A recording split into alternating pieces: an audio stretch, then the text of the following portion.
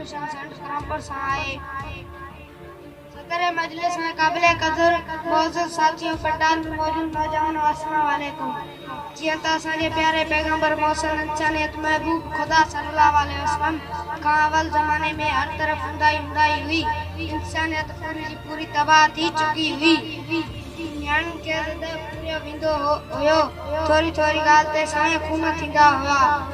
जाल पजो ओजो होयो केरला के पूरे विंदो हो कहीं के को सार ॾियण वारो कोन होयो। उन ज़माने जे अंदर अल्लाह ताला पंहिंजे प्यारे हबीब मौसम इंसानियत सल्लल्लाहु अलैहि वसल्लम के मोकिलियो जंहिं तने तना पूरी दुनिया के चैलेंज कयो ऐं फरमायो तव्हांजी ज़िंदगी जो मुकम्मल निज़ाम बिल्कुल गलत आहे ऐं हज़ूर अकरम सल्लल्लाहु अलैहि वसल्लम 23 सालन जी इनकलाबी जिदोजहद जे नतीजे में उन हुंदाई खे ख़त्म कयो।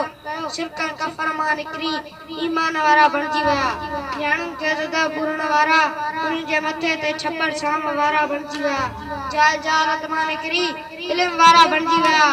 बेसहारनि खे सहारो ॾियण वारा बणिजी विया।